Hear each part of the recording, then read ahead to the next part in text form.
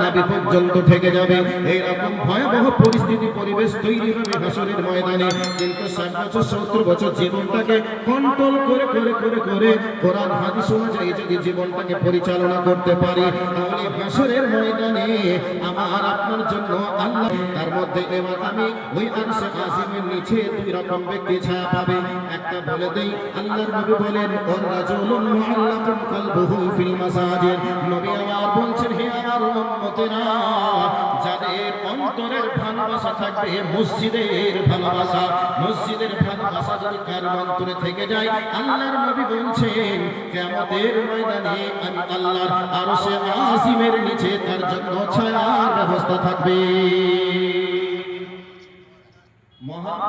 মসজিদের মহব্বত ভালোবাসা বলতে জোহরের নামাজ পড়লেন, কখন আসরের হবে, মসজিদের ধুলো আছে, মসজিদটাকে একটু ঝাড়ু দিলাম, মসজিদের একটু খোঁজ খবর নিলাম, মসজিদে কোনো কিছু লাগবে তার প্রয়োজনকে পূরণ করলাম, এইরকম বৈশিষ্ট্য যদি তার ভিতরে থেকে যায়, নবীজি বলছেন সেই ব্যক্তি আল্লাহর আরশে আজিমের নিচে ছায়া পাবে।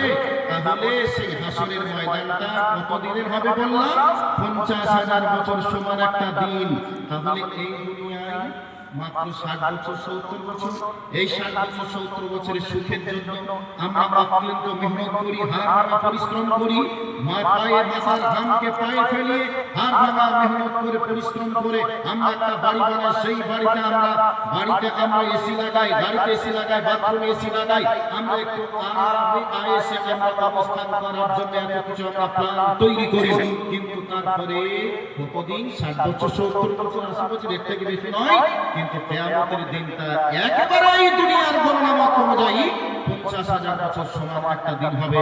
সেই দিনে যদি আটকা পড়ে যায় 2 দিন, তাহলে এই দুনিয়ার 1 লক্ষ বছর সমান আপনাকে হাসরের ময়দানে থাকা লাগবে। যুবক, হে আমার সম্মানিত আব্বাজান ও ভাইরা, যদি মসজিদের ভালোবাসা অন্তরে থেকে যায়, আরশের আজিমের নিচে ছায়ার ব্যবস্থা থাকবে। সেই ছায়া নেওয়ার জন্য আমাদেরকে রেডি থাকা লাগবে। আমার পূর্বের বক্তাগুলি মসজিদ বিষয়ে অনেক কথা বলেছেন, তার মধ্যে একটা হাদিস আপনাদেরকে শুনিয়েছে, যে ব্যক্তি মসজিদ তৈরি করবে তার জন্য আল্লাহ জান্নাতে ঘর নির্মাণ করবেন। তাহলে জান্নাতে ঘর পাওয়ার জন্য এবং হাসরের ময়দানে আরশে আজিমের নিচে ছায়া পাওয়ার জন্য আমরা কে কে আছি একটু আমরা আল্লাহকে দেখাবো, আর সেই জায়গা নেওয়ার জন্য আমরা একটু প্রস্তুতি থাকবো। সম্মানিত উপস্থিতি, আমি আপনাদেরকে বলবো না যে আপনাকে একটা মসজিদ একাই বানিয়ে দিতে হবে, এমনটা নয়।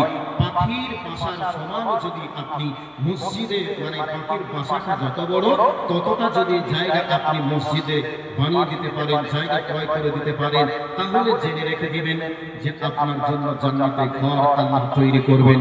সেই ঘরটা হীরে মতি মুক্তা মাণিক্য দ্বারা তৈরি থাকবে। সেই ঘরের মেহমান আমি আর আপনি হব ইনশাআল্লাহ, যদি আমরা দুনিয়াতে মসজিদ বানাতে পারি, আর দুনিয়ায় যদি আমরা মসজিদের সঙ্গে মহব্বত রাখতে পারি।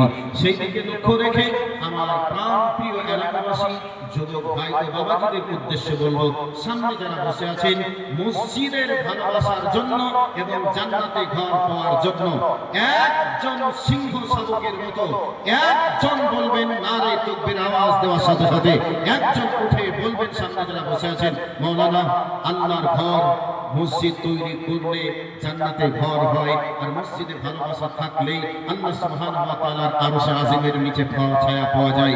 সেই দিকে লক্ষ্য রেখে আমি 5,000 টাকা দেব, বেশি চাইব না। সামনে যারা বসে আছেন একজনকে দেখব, দুনিয়ায় আমরা এখন যদি শুনি গাজল মোড়ে একটা জায়গা বিক্রি হচ্ছে মাত্র 5 লক্ষ টাকা শতক, এ কথা কেউ যদি শুনে রাতের অন্ধকারে কেনার জন্য প্রতিযোগিতা লাগবে কি লাগবে না? 100% লাগবে।